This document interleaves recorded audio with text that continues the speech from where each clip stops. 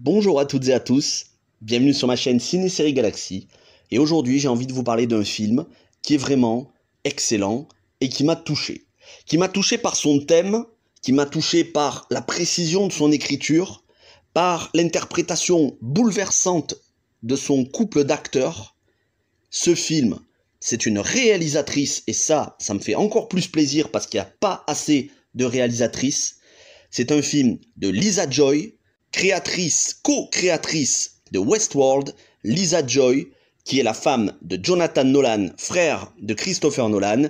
Ce film, c'est Réminiscence, avec Hugh Jackman et Rebecca Ferguson, un film sur les souvenirs, sur la nostalgie, post-apocalyptique. C'est un régal, et je vous en parle juste après le générique.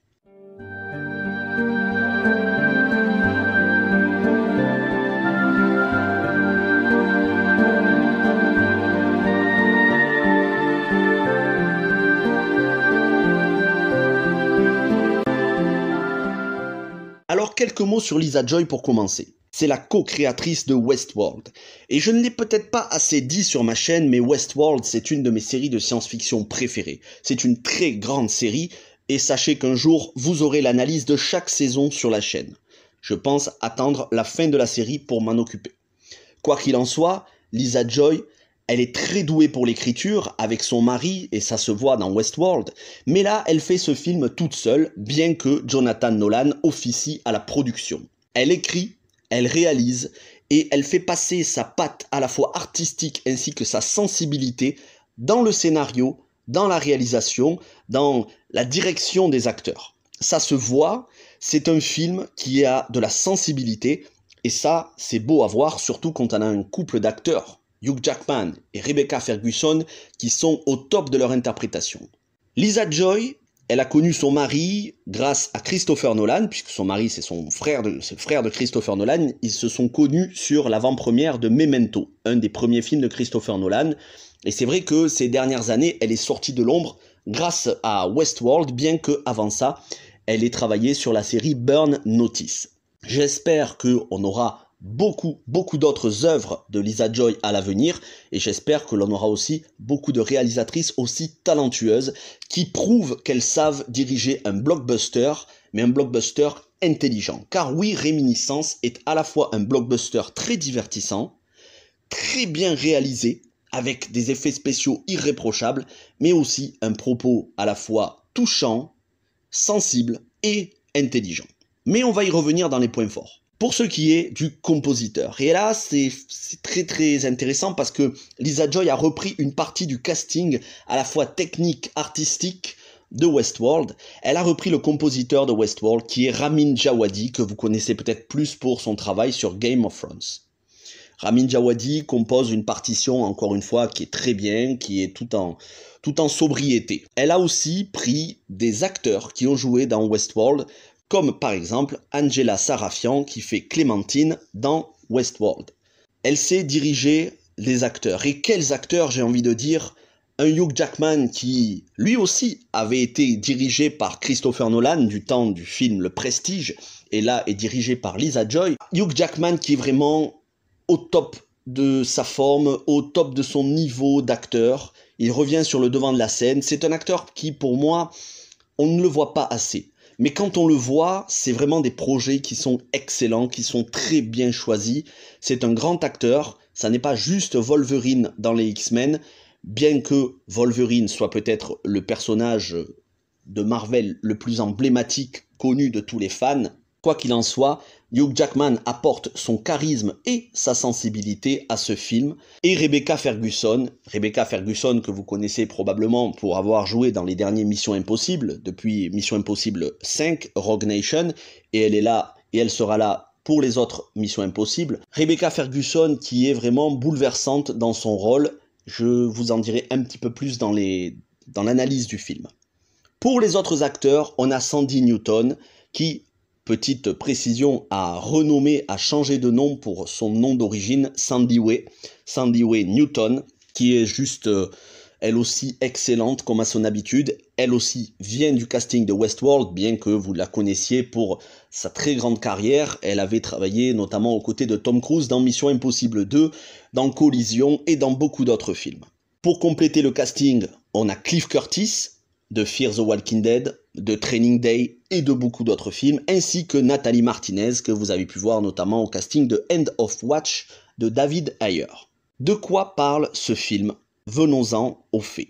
Réminiscence se passe dans un monde post-apocalyptique. Le réchauffement climatique a fait qu'il y a eu des marées, des inondations, le niveau de la mer est monté, a inondé les côtes, notamment la côte de Miami aux États-Unis, et ça s'est propagé jusque dans les terres, et donc cette partie de Miami, tout Miami, est immergé sous les eaux jusqu'à un certain niveau. Il y a encore des rues, on peut marcher, mais on se déplace surtout en bateau. Il y a eu une guerre et ensuite les nations du monde se sont déchirées, se sont ensuite calmées, les terres sèches et fertiles allant aux plus riches et aux mafieux, les terres immergées allant aux pauvres. Et il s'est développé une technologie qui consiste à explorer les souvenirs des gens, car les gens sont devenus nostalgiques du passé, nostalgiques d'un passé qu'ils ont perdu définitivement. Et donc, Hugh Jackman, lui, est un de ces ingénieurs qui se sert de cette machine, qui l'exploite commercialement, qui a des clients qui viennent et qui demandent à visiter leurs anciens souvenirs. Et c'est très dangereux, parce qu'on peut rester piégé dans ces souvenirs, ça peut faire une boucle et on peut ne jamais en sortir. Et si ça vous rappelle Inception, c'est pas pour rien. C'est parce que Réminiscence est aussi inspiré entre autres de Inception.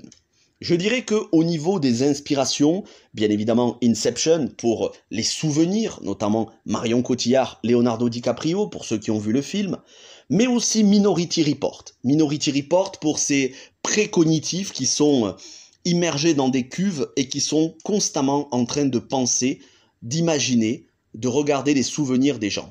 Ça, c'est les deux principales influences. Après, bien évidemment, il y en a d'autres.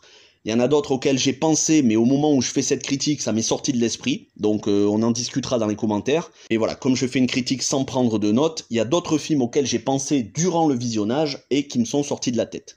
Ceci dit, Inception et Minority Report, c'est vraiment les deux références qui sont évidentes. Premier gros point positif, comme je vous disais, l'interprétation. Hugh Jackman, amoureux de Rebecca Ferguson, cette cliente mystérieuse qui vient pour un prétexte. Elle a perdu ses clés, elle voudrait se souvenir de l'endroit où elle les a mis, et à partir de là, ça va être une histoire d'amour entre eux, une histoire bouleversante, avec des rebondissements, avec un côté sombre, avec de la manipulation, j'en dis pas plus, mais on sent vraiment une complicité, comment dire, on sent que les deux acteurs, Hugh Jackman et Rebecca Ferguson, ont été séduits par le scénario, se sont immergés, vivent le scénario. Et ça, c'est beau. Gros point positif, donc, comme je vous disais, le deuxième, c'est les effets spéciaux. Parce qu'on a vraiment l'impression que Miami et toutes les terres de la Nouvelle-Orléans sont immergées sous les eaux. Ça fait penser notamment à Inception, vous savez, ce décor qui était dans la mémoire, dans l'esprit de Leonardo DiCaprio ou de Marion Cotillard, je me souviens plus, je l'ai vu il y a quelques années, où on voyait petit à petit des bâtiments s'effondrer, qui étaient immergés, qui s'écroulaient comme des châteaux de sable. Eh bien, vous avez ce genre de décor, et c'est extrêmement bien réalisé parce qu'on a vraiment l'impression d'y être. Et ça, c'est sans compter les décors qui sont construits, toutes les pièces intérieures, c'est vraiment très graphique. Graphiquement, c'est irréprochable. Autre gros point fort, l'émotion qui se dégage du film. Ça n'est pas un film extrêmement compliqué. Contrairement à Inception où il faut le voir plusieurs fois pour tout comprendre, là, en une fois, vous aurez compris. Par contre, il y a beaucoup d'émotions qui se dégagent. Le scénario en lui-même est assez simple, mais je peux pas trop rentrer dans le détail. Mais l'émotion qui se dégage et la morale du film est très belle. La fin, notamment, est très touchante. Encore une fois, je peux pas vous en parler, c'est du sans spoilers, mais la fin est plutôt bouleversante, il y a quelque chose de nostalgique. C'est un film, voilà, qui vraiment met les souvenirs comme but dans la vie, et c'est quelque chose dont je pense le contexte actuel de notre époque fait qu'il y a encore plus d'émotions, Parce que plus ça va à notre époque et plus les gens se projettent vers le passé. Ils en ont marre d'être en 2021, ils en ont marre de ce monde compliqué et je les comprends moi aussi, c'est pareil, si je pouvais repartir dans le passé ou si je pouvais me replonger dans les souvenirs, je le ferais, mais les gens n'en peuvent plus de ce monde compliqué. Ils préféreraient revivre les années 70, 80, 90, voire plus loin encore. Et le film prend ce prétexte-là pour nous amener une histoire d'amour, une magnifique histoire d'amour. Parce que oui, c'est une histoire d'amour plus qu'un thriller, même s'il y a des accents de thriller. Et c'est un très beau film avec une fin émouvante. Voilà pour ce qui est des principaux points positifs. On peut rajouter la musique avec... voilà, c'est assez sobre comme musique, c'est pas des envolées lyriques comme on a pu avoir l'habitude avec Ramin Djawadi dans Game of Thrones ou Westworld ou même Pacific Rim, mais ça reste quand même une très bonne composition. Directeur photographie, il n'y a rien à dire, tout est bon dans le film, même les petits seconds rôles qu'on ne voit pas longtemps, vraiment, tout transpire la cinématographie, l'intelligence, on sent que Lisa Joy, elle a bichonné son bébé, c'est son film, c'est sa personnalité qui ressort, il y a énormément de points communs avec Westworld, dans la réalisation, dans les émotions, dans l'écriture, c'est très précis, et franchement, c'est du très bon boulot, réminiscence de Lisa Joy avec Hugh Jackman, Rebecca Ferguson et Sandy Newton, je vous le conseille, vraiment, si vous pensez que ça va être trop compliqué, parce que Westworld, voilà, c'est vrai que c'est assez complexe, n'ayez pas peur, c'est beaucoup moins compliqué que Westworld. Par contre, il y a beaucoup plus d'émotions, beaucoup moins de réflexion, mais beaucoup plus d'émotions, même s'il y a cette réflexion sur les nostalgies, la nostalgie, les souvenirs en toile de fond. J'espère qu'on aura beaucoup d'autres blockbusters de ce genre-là, parce que entre Christopher Nolan, Jonathan Nolan et Lisa Joy, voilà une famille, à la fois une vraie famille et une famille de cinéma, qui savent prendre les spectateurs pour des gens intelligents, qui ne nous donnent pas uniquement des effets spéciaux plein les yeux et au final un film oubliable, mais c'est un film dont on peut se souvenir et dont on se souviendra. Merci à tous d'avoir regardé cette vidéo, n'hésitez pas à la liker, vous abonner, partager et on se retrouve très vite pour l'épisode de What If, épisode numéro 3. J'ai fait aussi une vidéo théorie sur Spider-Man No Way Home et on se retrouve le reste de la semaine pour plein d'autres critiques de films et de séries. Portez-vous bien, bon mercredi et ciao tout le monde.